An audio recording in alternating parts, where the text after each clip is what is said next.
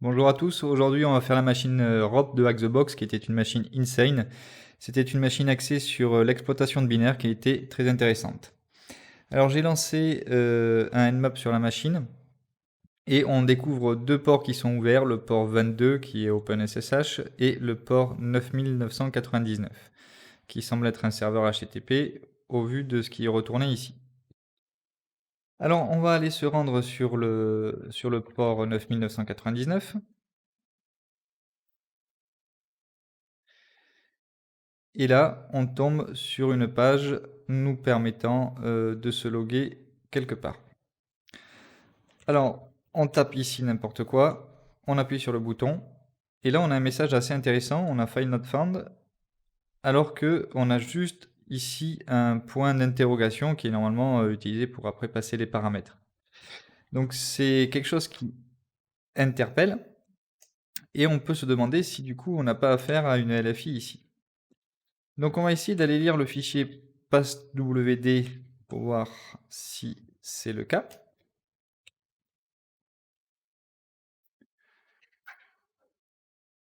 Et effectivement, on se rend compte qu'on peut lire le fichier sans aucun souci. Donc on a bien une LFI ici. Donc ce qu'on va faire, c'est qu'on remarque qu'on a deux utilisateurs, R4J et John. Donc on va les copier ici, ça va certainement nous servir plus tard. On va essayer d'aller lire les répertoires hommes de ces utilisateurs. Donc R4J, on a un message d'erreur file not found, et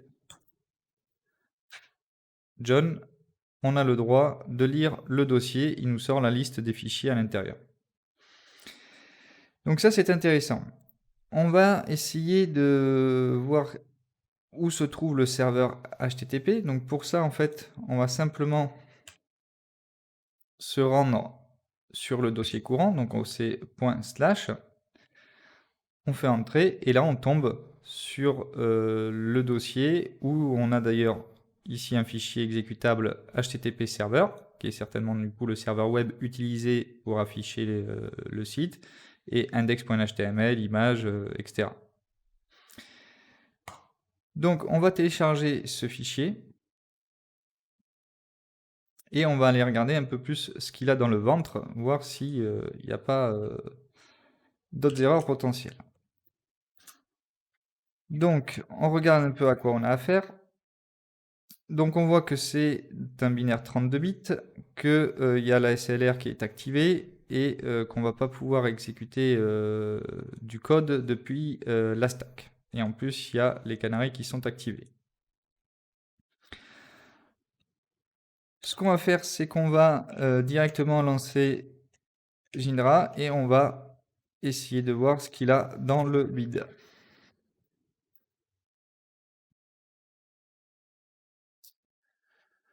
Alors, on importe et on fait OK. OK.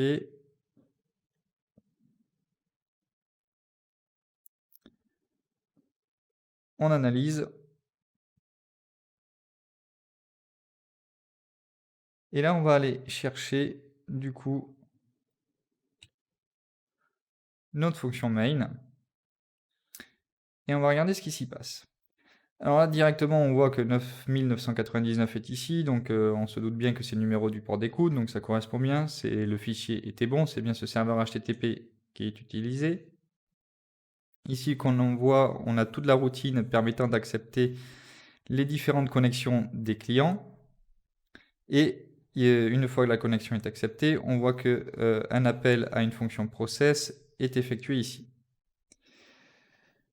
Dans cette fonction process, on peut voir que on a des messages not found, file not found, unknown, unknown error, etc. Donc c'est bien ici que semble traiter la requête qui est faite. Alors on a serve statique, on peut imaginer qu'effectivement c'est une fonction qui va permettre donc de servir les fichiers qui sont statiques. Ce qui est intéressant, c'est qu'on voit qu'il prend en compte les content range, donc on va pouvoir lui dire lis-moi le fichier à partir de tel octet jusqu'à tel octet. On retourne en arrière. On voit ici qu'on a une fonction handle directory request qui permet, comme son nom l'indique, de lister un répertoire quand on demande en fait juste l'accès à un répertoire et de nous afficher la liste des fichiers de ce répertoire.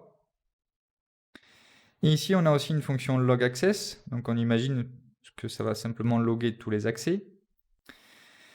Et effectivement, ici, on se rend compte que c'est le cas. Alors là, il y a déjà quelque chose qui attire l'œil de manière immédiate, c'est ce printf param3. On n'a pas de modifieur, donc ici, on a une format string qui est exploitable, qui en tout cas, on va pouvoir tenter de faire quelque chose. Donc ici, on voit qu'il affiche donc une chaîne de caractères, deux nombres, un tiret, un espace, et puis après, il affiche directement param3 ici. Donc ce qu'on va faire, c'est qu'on va lancer le serveur en local, et on va essayer de voir comment il fonctionne et ce qu'on peut en faire. Donc je lance le serveur, et là on va directement prendre le navigateur, et on va taper sur notre machine. Et là, on voit donc effectivement qu'il log toutes les requêtes effectuées au serveur. Donc là, on a le index HTML et on a aussi le favicon qui est demandé par le navigateur. Donc on voit qu'ici, on a l'adresse IP. Après, on a le code retour de la requête, donc ici 404 puisque le fichier n'existe pas. On a notre tiré et par la suite, on a notre requête qu'on a effectuée. Si ici, je fais nc 9999, get test, on voit bien qu'ici, c'est bien notre requête qui est là. Si on revient dans notre code, ça veut dire que param3, c'est la requête demandée. D'accord? Donc c'est intéressant. Donc ici, RDI, puisque RDI c'est le premier, c'est le registre qui est utilisé pour passer aux fonctions le premier paramètre. Donc RDI contient l'adresse donc de param3 sur notre requête. Et derrière, on appelle une fonction ici puts, et donc on va pouvoir s'amuser avec notre format string de remplacer l'APLT, l'adresse de cette fonction-là, par l'adresse de la fonction système, ce qui va avoir pour effet que ici, à la place d'appeler cette fonction, il va appeler la fonction système, et en paramètre, il aura la requête qu'on aura tapée. Donc du coup, c'est parti pour l'écriture de l'exploit. Donc on va importer quelques petites librairies auparavant. URL lib. Voilà. Donc maintenant c'est parti. Donc le but, ça va être déjà de, via le modifieur %p, de pouvoir lire les données qui sont sur la stack. Donc pour faire ça, on va se connecter au serveur. On va faire sclose ici. On va faire request, donc get. Et là, %p. Alors non, on va faire ça. Payload, %p.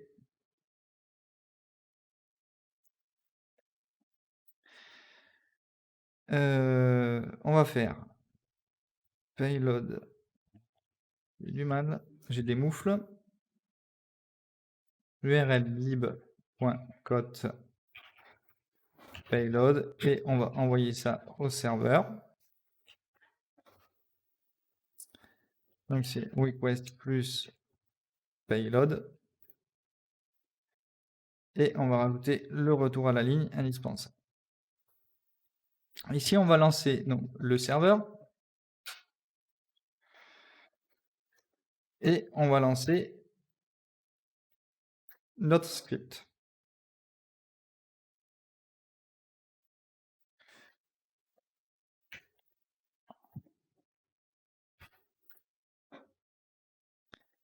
Et comme ici, on peut voir, du coup, dans le log, on a une valeur, donc la F7, F4, 60DC, qui correspond en fait à des données qui sont sur la pile. Donc le but ici, ça va être d'en rajouter plusieurs pour essayer de trouver l'adresse de notre buffer.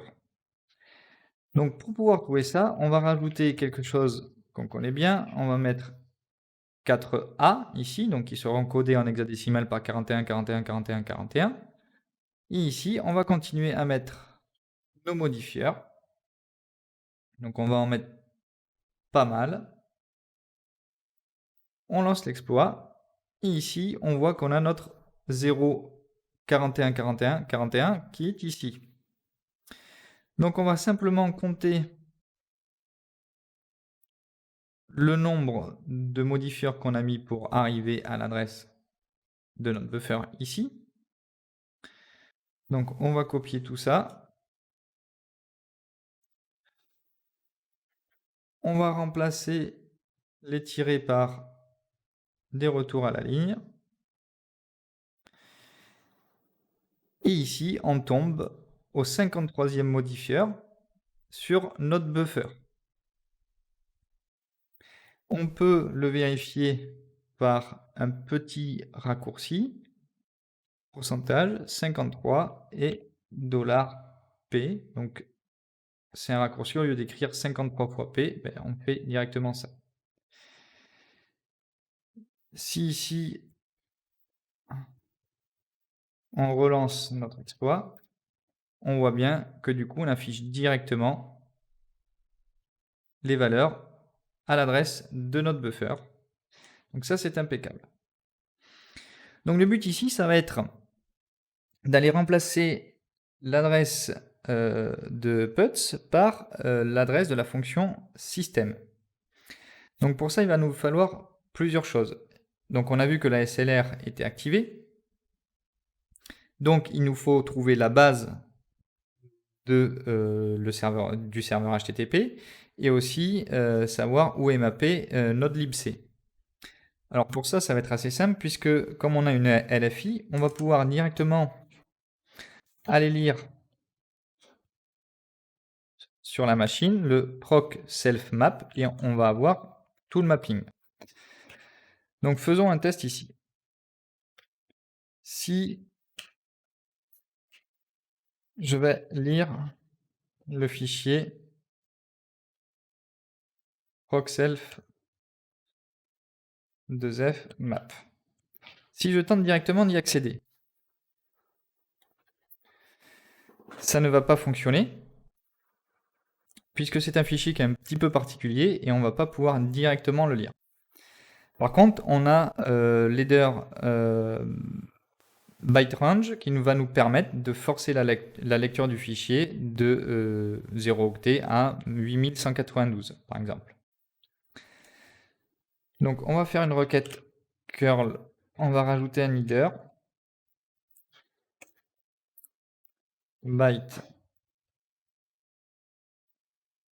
0 jusqu'à 8192 et la même chose. Donc on va exécuter cette commande. Et là, du coup, on voit qu'on arrive à lire le fichier sans aucun problème et on peut récupérer le mapping du binaire. Donc ici, le serveur, il commence à cette adresse-là. Donc, on va le copier.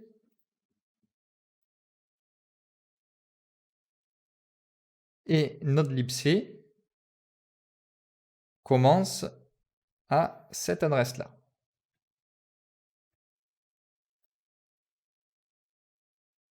Donc, on a déjà nos deux bases qu'on peut retrouver de cette manière-là. Après, il va nous falloir l'offset de la fonction système dans la librairie libc. Donc pour ça, on va ouvrir notre librairie ici, la 230, celle qui est mappée, celle qui est utilisée sur notre machine. Et on va chercher la fonction système.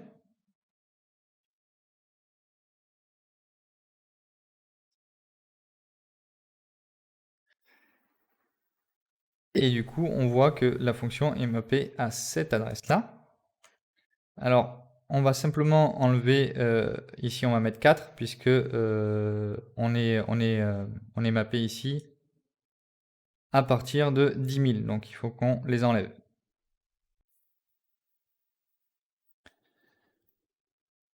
Donc ici, 6 offset, on a notre offset ici.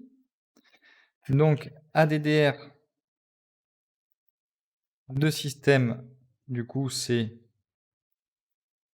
libc plus de 6 offset, d'accord? Et on va devoir aussi trouver l'offset de la fonction puts dans le binaire HTTP server. Donc pour ça, on peut faire un obj dump-r HTTP server / grep et puts. Et on voit du coup que l'offset c'est 5048. Donc 6 puts 5048. Donc ADTR de puts c'est égal à la base de notre exécutable plus l'offset.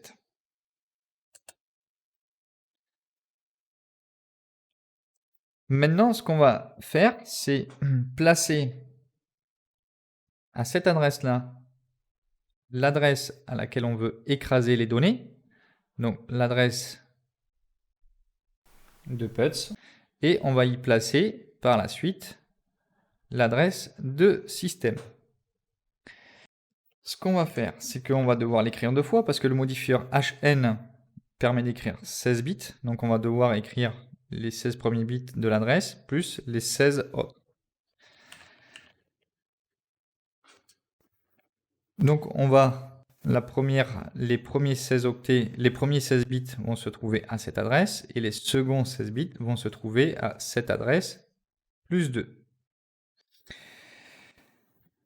Donc notre payload, on va le construire. Donc P32 pour paquer du coup l'adresse.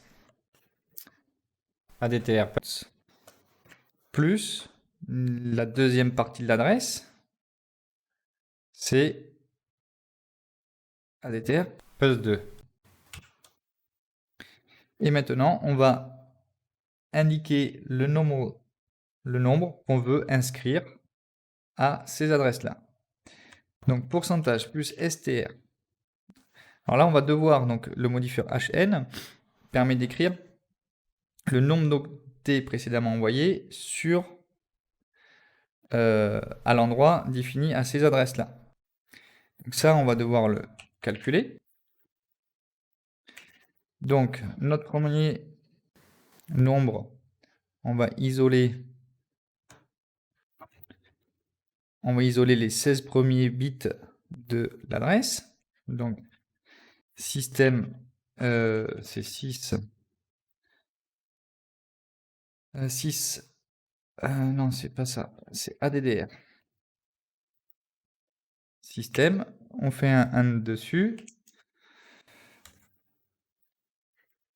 Et là, on va isoler les 16 premiers bits. On est d'accord? Et on va faire moins 8, parce que ici, comme on a déjà écrit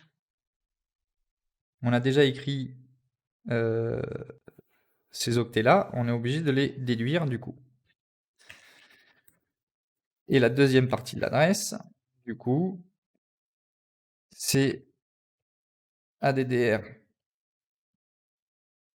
système, on le décale de 16 bits, moins la partie basse, pour être sûr. On copie ça là. Et là, donc, on va appliquer ici notre modifieur. Donc, c'est à la position 53, $hn. Et là, on recommence, plus str void 2, plus, alors, x pourcentage 54, ici, hn.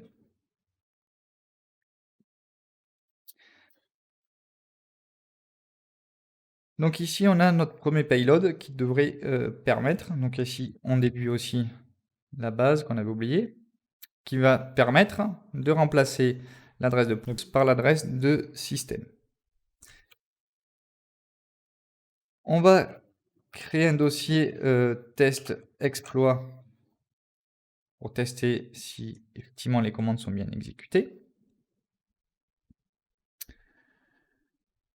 Étant donné que on ne peut pas écrire d'espace, sinon ça va casser notre requête, on va remplacer ça par replace espace par ISF, IFS, pardon.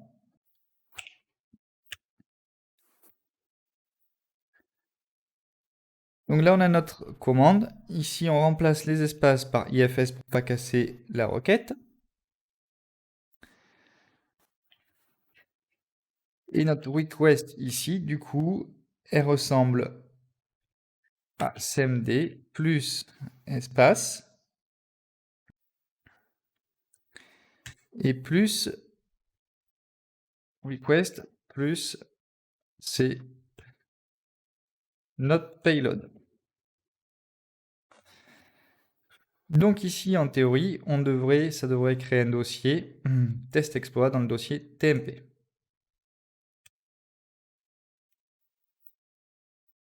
Alors là, c'est bon signe parce qu'on a des choses un peu bizarres. Et si on regarde le contenu du dossier DMP, on a bien notre dossier test exploit qui a été créé. Donc maintenant, on n'a plus qu'à exécuter tout ça sur le serveur. Mais avant toute chose, on va devoir récupérer l'offset de la fonction système de la librairie utilisée, de la librairie libc utilisée sur le serveur. Donc, on va aller dans lib32 ici, et on va récupérer libc27 2f. On enregistre la librairie. Save, replace. Ici, on va pouvoir l'ouvrir. On va aller récupérer l'adresse de système.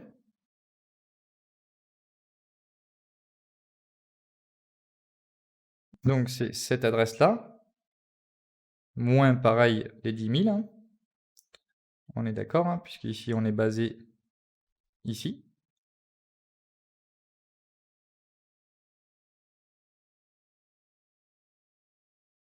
Donc ça, c'est local. Et là, 6 offset.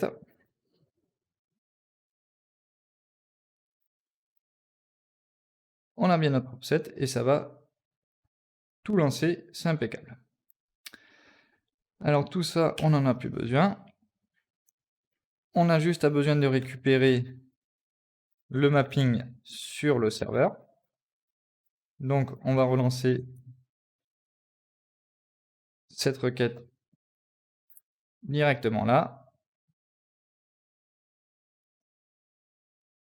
On récupère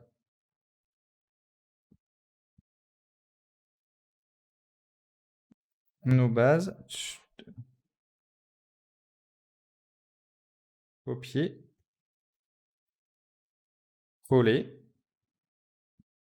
On va laisser la création de ce répertoire pour le premier test. Donc Python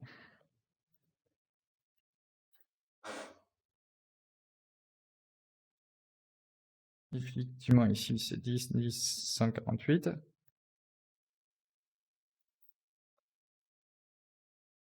Et maintenant, si on va checker le répertoire TMP, on a bien ici un dossier test exploit qui a été créé. Donc ici, on a plusieurs méthodes maintenant pour récupérer un shell. C'est soit on peut directement injecter une commande nous permettant de faire un reverse shell, Ou alors, étant donné qu'on peut tout faire, on va s'amuser à rajouter une clé SSH dans le dossier John pour pouvoir se connecter par la suite au serveur.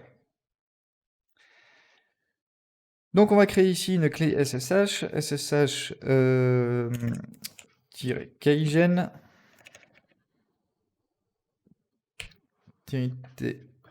RSA B4096 test. Alors là, on va le créer dans Home Aeronautique HTTP vidéo ROP key. Pas de passe-phrase. Donc ici, on a notre clé et donc on va rajouter notre key.pub dans un dossier, dans le dossier SSH. Donc si on revient ici, là, on reprend notre répertoire home et John. On va créer un dossier du coup .ssh. Donc mkdir ici home John ssh.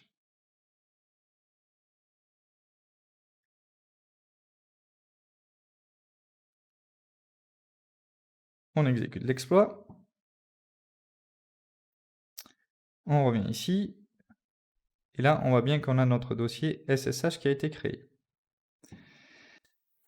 Alors, ce qu'on va faire, c'est qu'on va créer un fichier bash pour pouvoir exécuter des commandes.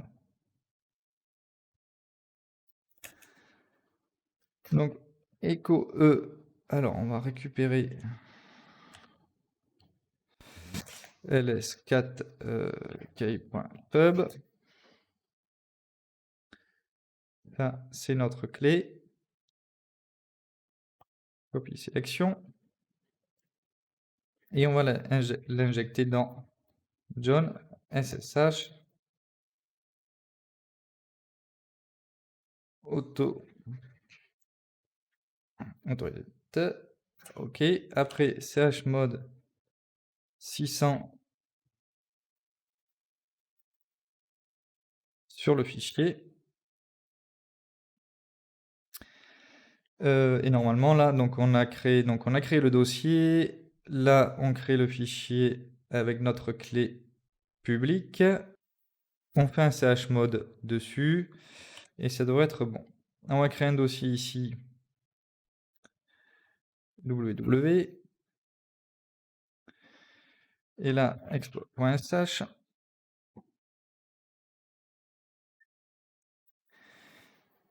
Ici, on va modifier ça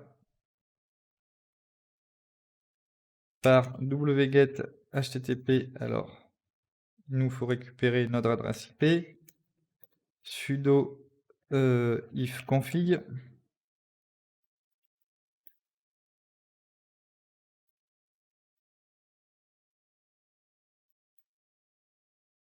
Donc tune 0, c'est 1463. On va copier. Sur le port 8000, c'est exploit sh et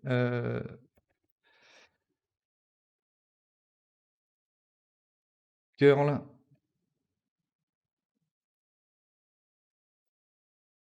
tmp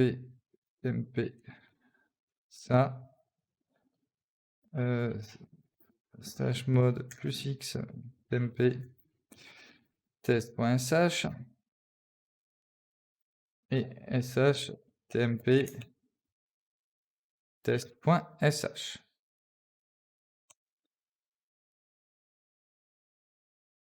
On exécute.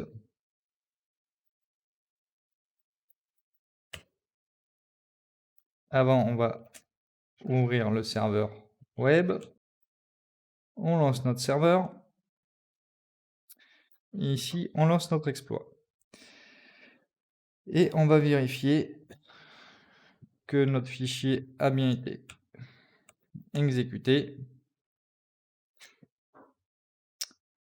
Donc là, on n'a rien qui s'est passé.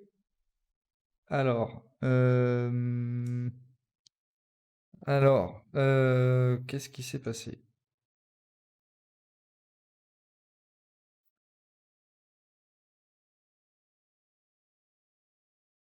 On n'a pas eu ici l'appel à notre donc curl peut-être n'est pas disponible. Donc on va faire wp-tmp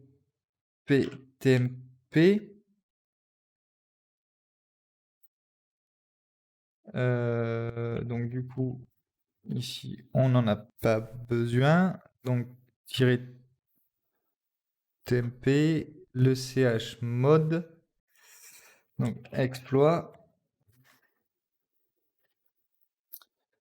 exploit, on enregistre, on revient ici. Et là, on voit que notre fichier exploit.sh a bien été requêté. Et là, ici, on a bien notre fichier. Si maintenant, j'essaye de me connecter au serveur, donc en utilisant notre clé, ça devrait fonctionner. Yes. Et là, ça ne fonctionne pas. Alors, qu'est-ce qui manque? Oh mince, il y a le E devant. Alors, on retourne notre exploit. Ça, on le corrige. On relance notre exploit.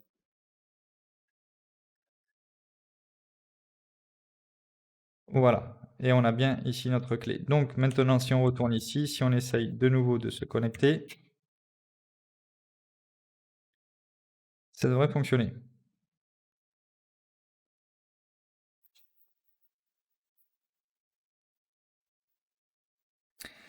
Et là, nous voilà du coup connectés à la machine. Alors il y a un peu de latence, mais bon, c'est pas bien grave. Donc ce qu'on voit ici, c'est qu'en tout cas on n'a pas le fichier user.txt, donc ça veut dire qu'il doit être dans l'utilisateur R4J. Sur dossier utilisateur, on a aucun droit. Donc on va regarder vite fait les premiers les premiers trucs qu'on peut vérifier pour essayer d'escalader les privilèges. Donc on va faire un sudo-l. Et là, on voit qu'on a quelque chose d'intéressant, puisqu'on a un binaire ici, un read logs, qui peut être exécuté sous l'utilisateur R4J sans mot de passe. Donc on va aller récupérer ce fichier, et on va voir ce qui se passe.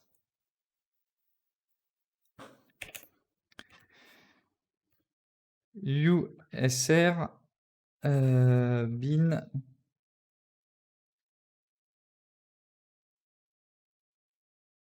read logs, on le télécharge,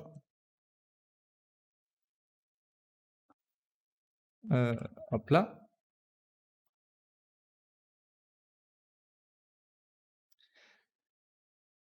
Une fois qu'on l'a téléchargé, on va aller regarder un petit peu ce qu'il y a dans le bin. Donc, checksec read logs. Donc, on voit que c'est un binaire 64 bits. On a la SLR qui est activée et la stack n'est pas exécutable non plus. On va regarder les librairies qu'il utilise. Et là, on voit qu'il est intéressant de noter qu'il utilise une librairie liblog.so. Donc, tout semble penser que c'est une librairie qui est personnelle, une librairie pour ce logiciel-là.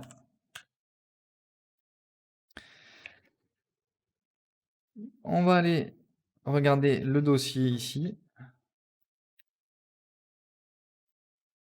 LDD readlog. Et là, du coup, on a le chemin de la librairie qui se trouve ici. On va regarder comme les droits qu'on a sur cette librairie et on voit qu'on a tous les droits, donc on peut l'écraser par notre librairie à nous, ce qui va nous permettre d'injecter du code pour récupérer un shell. Donc on va l'ouvrir pour regarder un peu ce qu'il y a à l'intérieur. Donc ça c'est fini. Hop là, on importe readlog.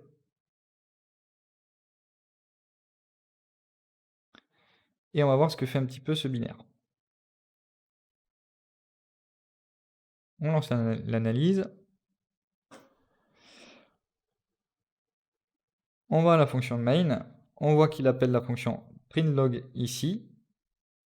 Justement, l'appel vers la librairie, vers sa librairie liblog. Donc la seule chose qu'on va devoir faire ici, c'est simplement créer une librairie avec une fonction printlog qui va nous permettre d'obtenir un shell sous l'utilisateur R4J.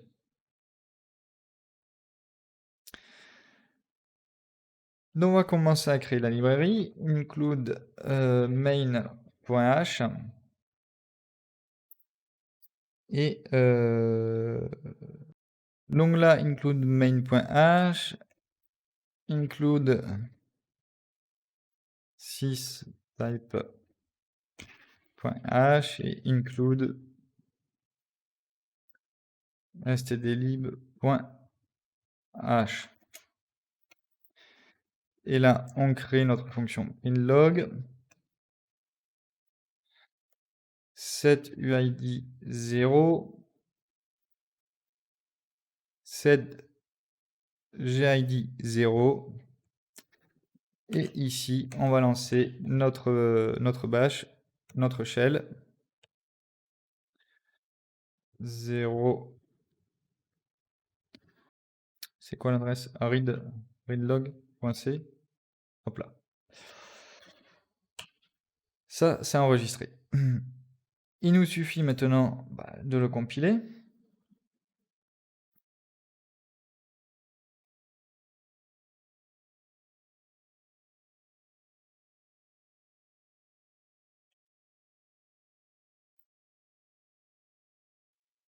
stdio.h.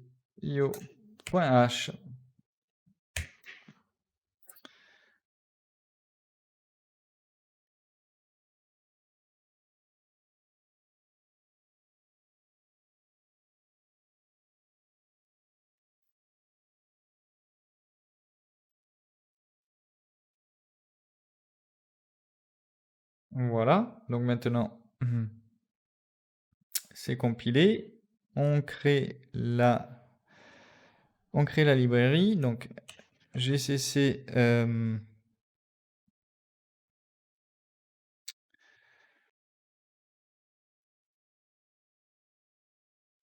readlog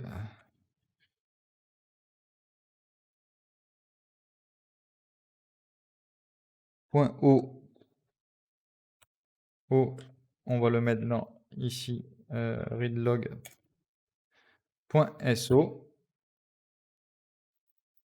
On a bien ici notre librairie.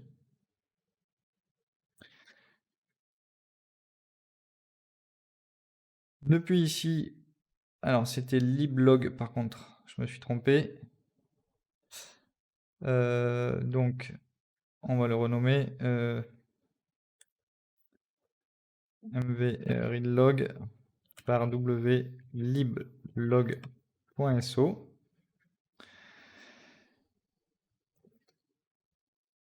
On va le télécharger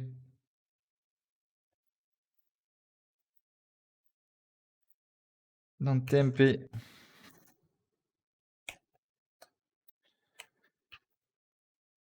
http 10 10 14 63 le port 8000 liblog.so. OK. Et là, cp tmp liblog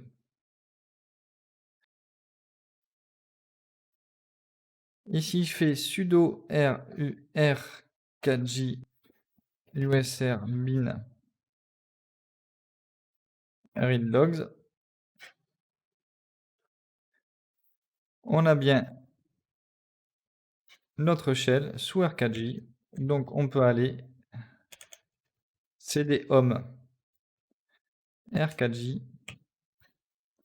ls. On a bien notre fichier user txt et on peut le lire. Et on a notre flag qui est ici. Donc maintenant qu'on a l'utilisateur R4J, on va essayer d'avoir l'utilisateur root.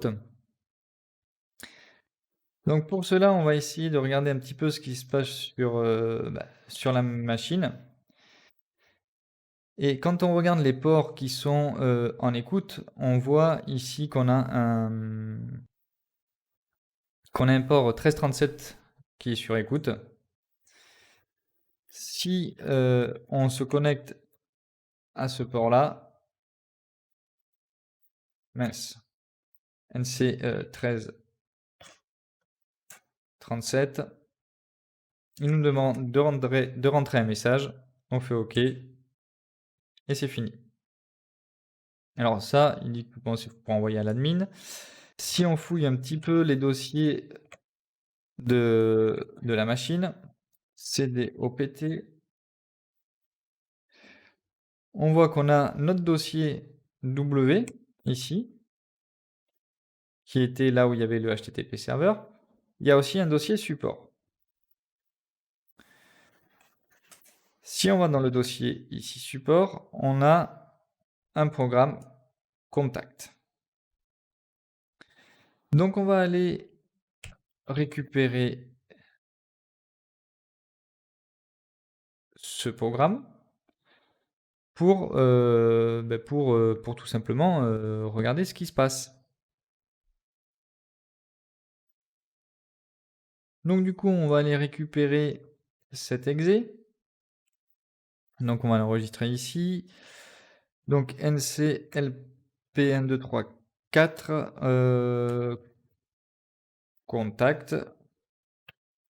Et ici, on va l'envoyer. Donc c'est 10 10 14 63 contact. CW 3 10 10 14 63 1 2 3 4 et contact. Et maintenant, on va aller regarder ce qu'il a dans le ventre.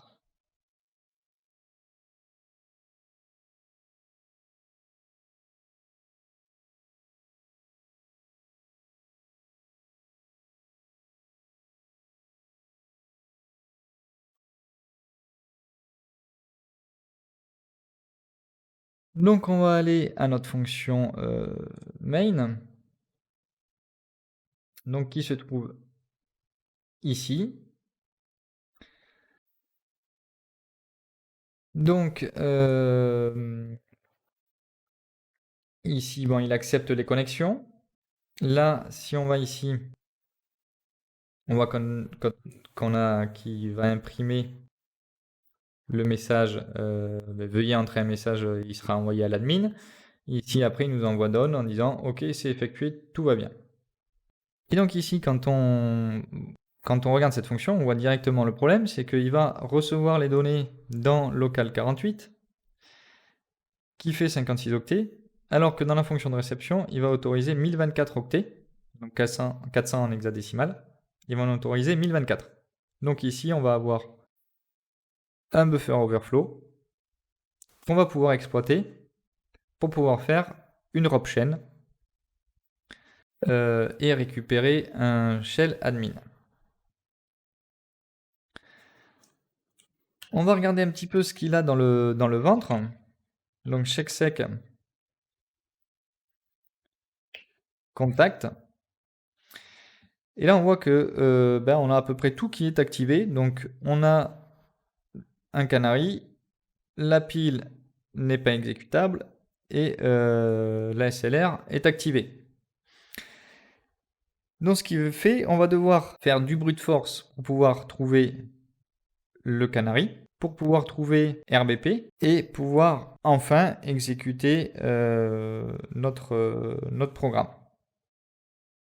Donc pour illustrer un petit peu la technique pour construire notre option, donc on va devoir déjà donc, se défaire du canary, trouver RBP et trouver RIP.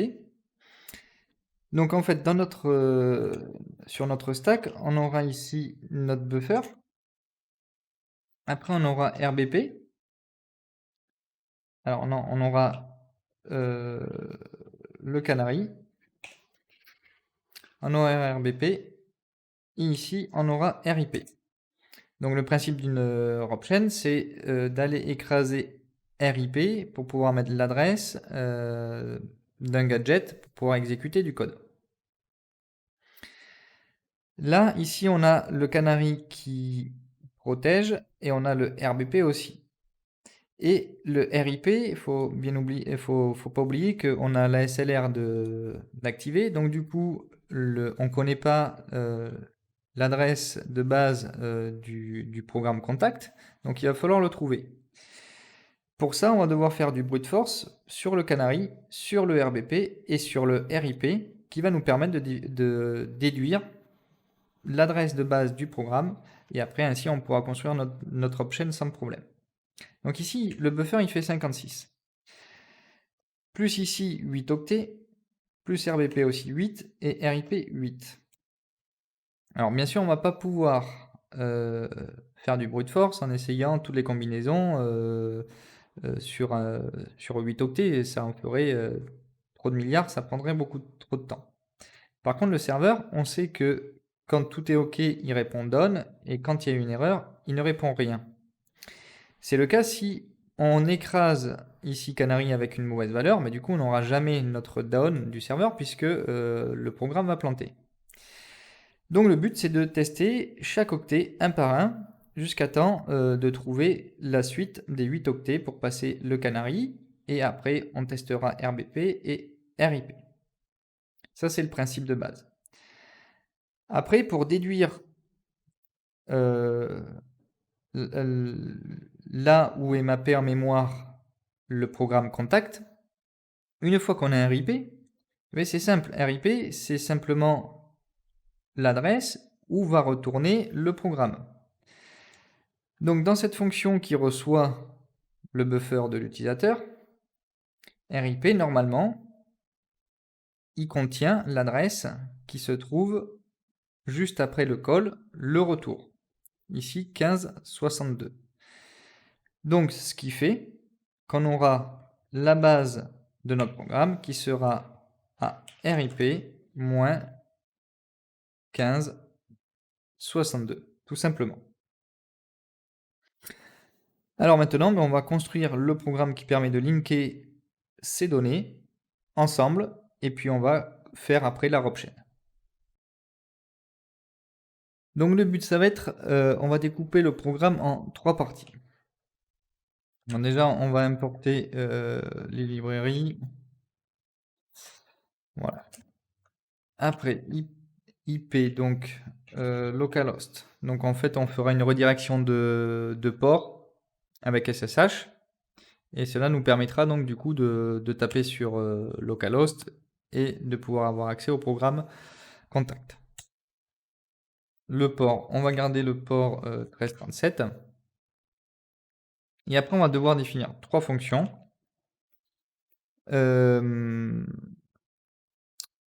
Alors brut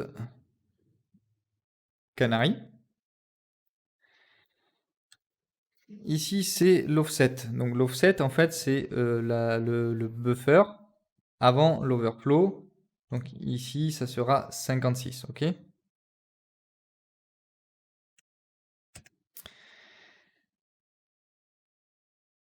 Le but ici, du coup, ça va être, on va créer notre padding A fois l'offset.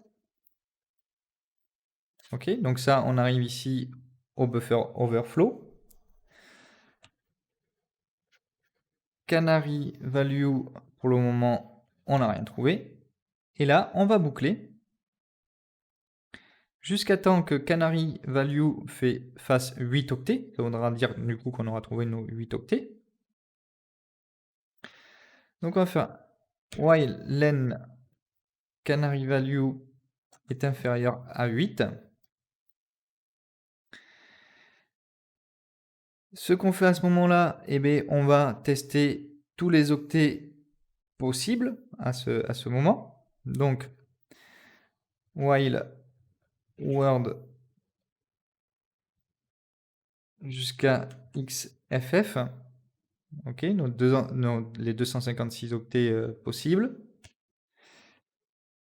Et là, on va faire un try, donc on va se connecter au serveur. Remote IP port. On va construire notre payload. Donc on va le réinitialiser puisque ça sera des boucles ici. Donc payload plus plus le padding. Payload plus ce qu'on a déjà trouvé. Et plus on rajoute ici le CHR de Word qu'on aura ici généré là. D'ailleurs, du coup ici, il faut que je fasse à chaque fois ici, Word sera égal à 0. Et après, on envoie simplement notre payload. Une fois qu'on a reçu la phrase ici qui est envoyée, hop là, cette phrase-là. Donc, hop.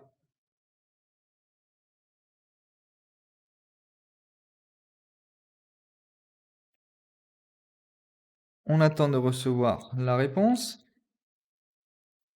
ici. Et if on trouve le mot done qui est censé être envoyé ici, si ça n'a pas planté. Hein. Donc si en fait on ne trouve pas le mot done, mais dans ces cas-là, line EOF error, donc le try, le catch en fait là on fait planter, on lève une exception, ou sinon c'est qu'on a trouvé, et dans ces cas-là on rajoute à notre canary value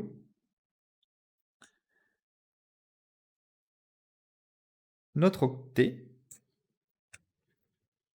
on fait rclose et break, et ainsi on recommencera sur l'octet suivant. Faut quand même qu'on rajoute un except OF error, as error,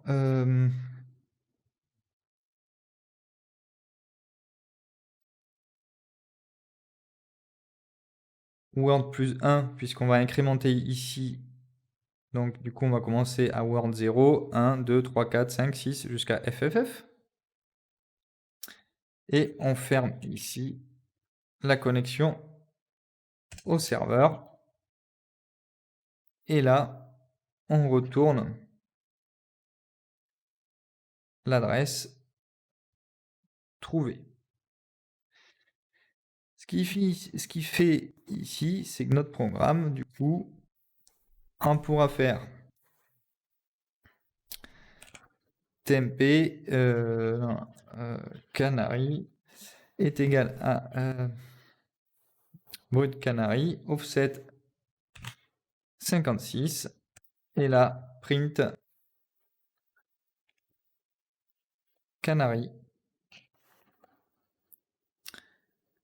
plus eggs canary.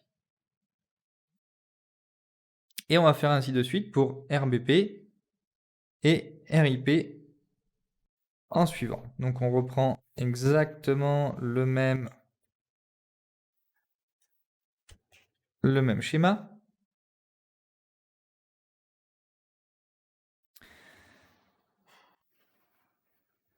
Sauf qu'ici, bien évidemment, pour RBP, alors brut RBP, on va rajouter le canari.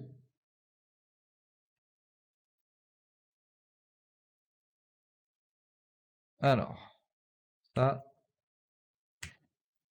ça, RBP, canari,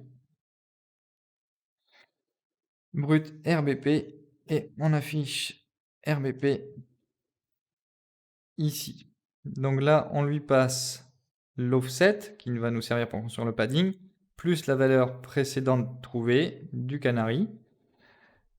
Et ici, il va va simplement on va rajouter ici le padding, le canari, et là, on va RBP value, RBP value, et comme ça devrait fonctionner. Donc payload. Ah oui, ici on a oublié d'envoyer notre payload quand même. Payload.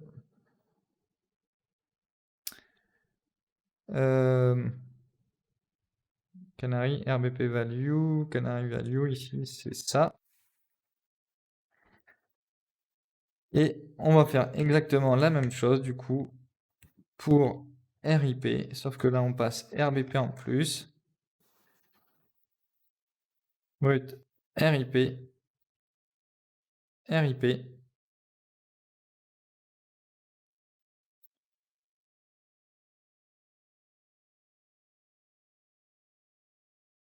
Ici, on a oublié de modifier. C'est ça qu'on retourne.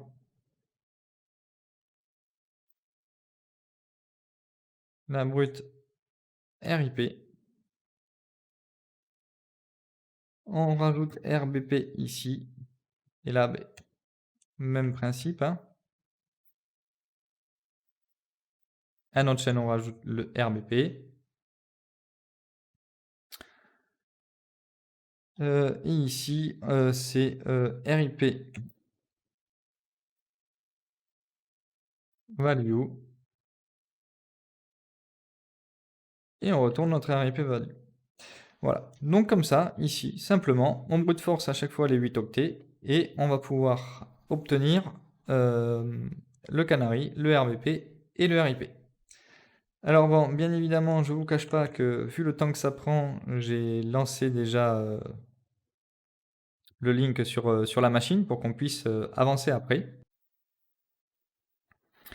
Et maintenant, on va passer à la construction de l'exploit en lui-même de la RobChain. Donc maintenant, on va construire notre exploit pour faire la RobChain. Donc le but ici, ça va être d'obtenir un shell root. Donc dans un premier temps, on redirigera les descripteurs correctement. Et on exécutera execve binsh 0, 0. Donc ça, c'est le but final.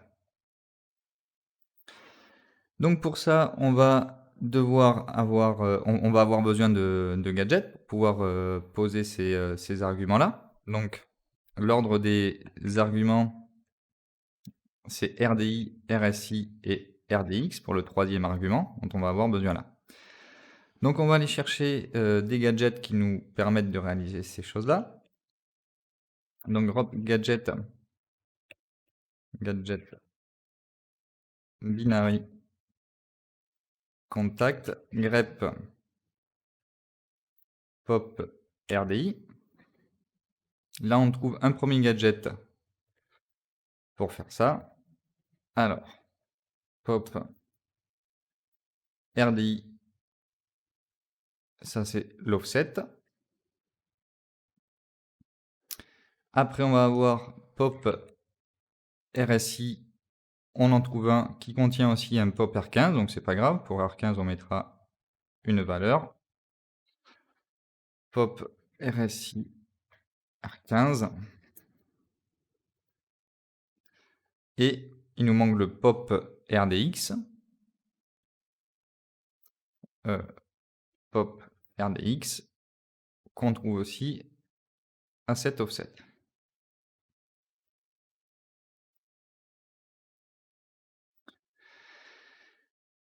Maintenant, on va commencer à construire notre option. Donc, premièrement, on a notre padding. Donc, c'est A fois 56 pour atteindre, du coup, le buffer overflow. Plus RBP, donc RBP qu'on aura précédemment trouvé. Et après, on pourra commencer notre option. Donc, ROP est égal à padding et ROP plus. Et là, on va injecter donc le premier paramètre avec le pop RDI. Donc P64, donc ça sera la base plus donc le plus l'offset du pop RDI. Après, on va poser la valeur qu'on veut mettre à l'intérieur de RDI. Donc ici, ça sera 4. 1, 2, 3, 4, 5, 6, 7, 8. Donc ça correspond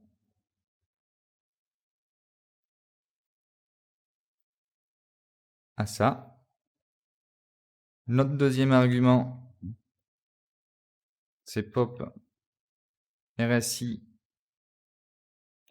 R15. Donc là, il va falloir remplir les deux registres. Donc le premier registre, du coup, ça va être 0 ici. Et là, pour R15, on peut mettre exactement la valeur qu'on veut. Ça n'a aucune importance.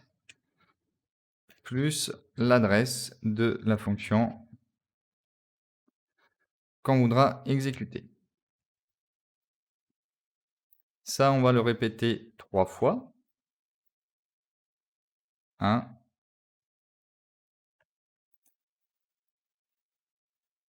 2. Et maintenant, il ne nous reste plus que l'appel à execve à réaliser.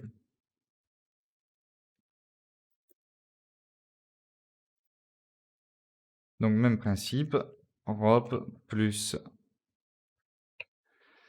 Alors, on va reprendre ici. On va reprendre ce bout de code.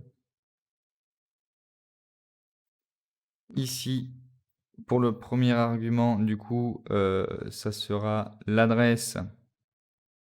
Ça sera l'adresse de la chaîne binsh qu'on aura précédemment trouvée dans la libc. Donc ici, ça sera P64. Alors, addr bin sh. Et là, pour le deuxième et troisième argument, c'est que des zéros. Donc RDX et l'appel de notre fonction. Tout ça, on va devoir l'envoyer au serveur. Donc S remote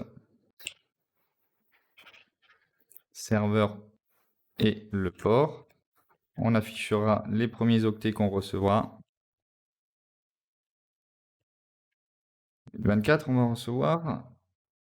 Et après, on envoie notre option. Et on passe en mode interactive pour pouvoir avoir l'accès au shell. Et exec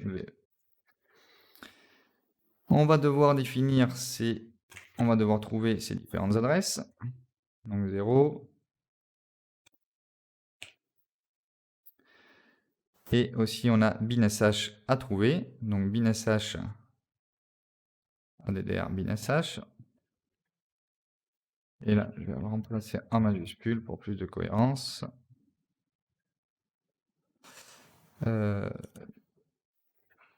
Voilà. On va devoir charger la librairie pwn tool, donc from pwn import all. On va charger ici non différents binaires, donc on va charger contact, le binaire, et aussi la librairie qu'on aura précédemment chargée depuis le serveur.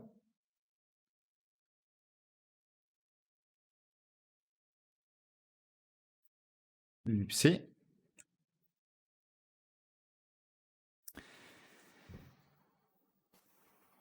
Du coup,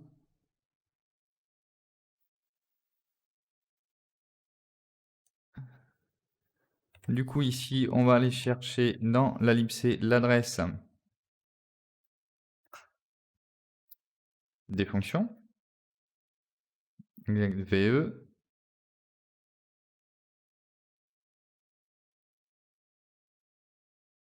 Hop là. Et ici, on va aller chercher l'offset, l'adresse de binsh, de la chaîne binsh. Donc ici, on a à peu près tout pour notre option finale qui nous donnera accès au shell. Maintenant, il va falloir qu'on link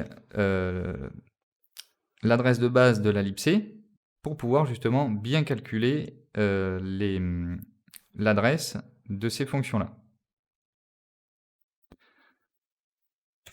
Donc pour ça, on va utiliser la fonction, on va faire une mini option pour utiliser la fonction white qui nous permettra de nous envoyer justement l'adresse de la fonction white qu'on pourra déduire et comme ça on aura l'adresse de base de notre libc. Alors on va avant tout aussi calculer, on va poser PE base qui est égal, du coup ça sera à RIP qu'on aura précédemment trouvé, moins 0,1562. D'ailleurs ici, on va rentrer canary. Ça sera le canary qu'on aura trouvé, RBP et RIP.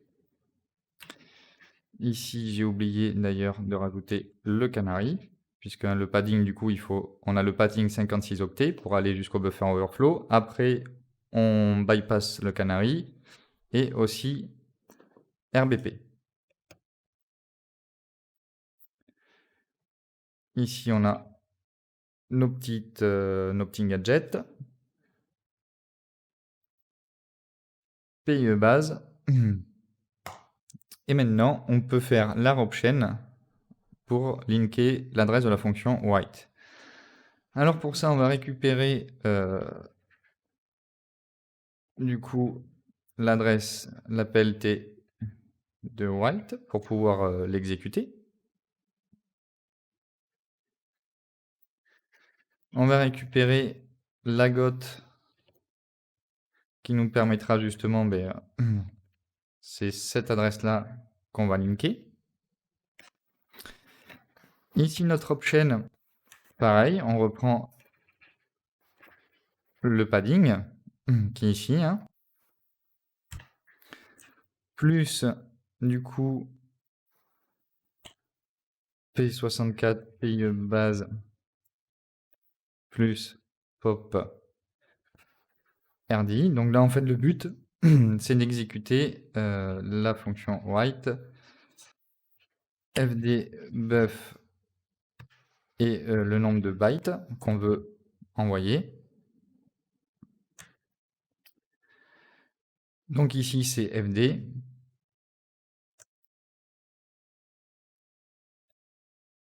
Et après, c'est le buff. Alors, ici, c'est pop, pop RSIR15. Là, du coup, bah, justement, on va mettre la gotte ici, plus got white. Ok, cette valeur-là, on s'en fout, c'est pour remplir R15, ça n'a pas d'importance. Et ensuite RDX, qui est donc notre dernier paramètre, et nous, on veut simplement afficher les 8 premiers octets. Et plus, il nous reste juste l'appel de la fonction, donc P64, PIE base, plus PLT write. Tout ça, on va se connecter au serveur et l'envoyer. Donc SE remote server port print S24. Après, on va envoyer notre robe chain au serveur et on va récupérer le link de l'adresse white. Donc, pour ça, 1024.strip et on va calculer l'IPC base. Donc, du coup, c'est U64 link and just 8 0 moins l'IPC, en fait moins l'offset de white dans la lipc. Comme ça, si on soustrait cet offset là, on se retrouve avec la base. On va ajuster justement le chargement, le chargement de la librairie, on va l'ajuster avec la base qu'on vient de calculer. Et on peut fermer la connexion au serveur.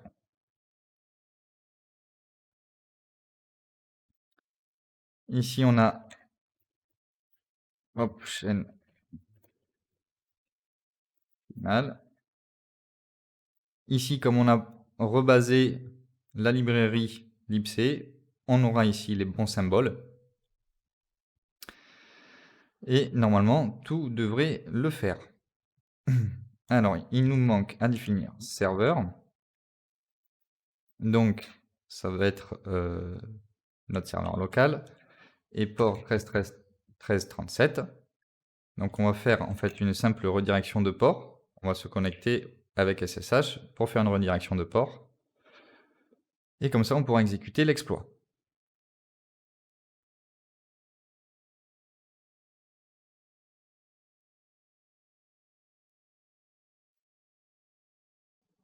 Maintenant, si on revient ici sur le programme qui nous a permis donc de faire un brute force sur le canary RBP et RIP, donc il nous a trouvé les différentes valeurs. Il suffit de les rentrer dans notre programme ici.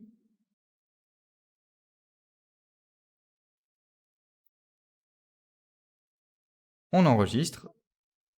Et en théorie, maintenant, si tout est bon, on devrait obtenir un shell root. Donc Python rob3.py. Et ça ne fonctionne pas, donc 26. Ok. Ça ne fonctionne pas. Padding.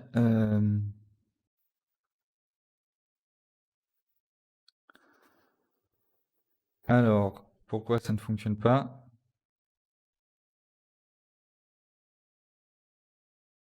Ah oui, ici c'est P64. Pareil, faut le paquet. Ok, on relance.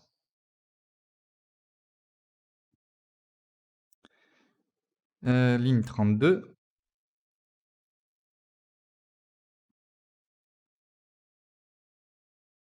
Alors, on va regarder voir si on n'en a pas d'autres, parce que du coup, non, c'était juste là.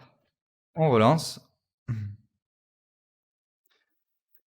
Et on est bien connecté sous l'utilisateur root. On a bien récupéré un shell sous root. Donc cd home root ls. On a bien du coup le fichier root wc root.txt. On peut effectivement le lire. Donc voilà. Donc c'était une machine super intéressante à faire. Je reviendrai en détail dans d'autres vidéos sur les différents exploits qu'on a vus ici, donc sur l'Europe Chain, sur le format string, etc. J'avais pas beaucoup de temps pour préparer la vidéo. C'est chaque sujet, on pourrait en parler presque des heures. Donc c'était assez compliqué de beaucoup détailler ici tout ce fonctionnement-là. Mais n'hésitez pas à le dire dans les commentaires et je ferai des vidéos pour approfondir ces divers sujets. Et je vous dis à très bientôt pour de nouvelles vidéos.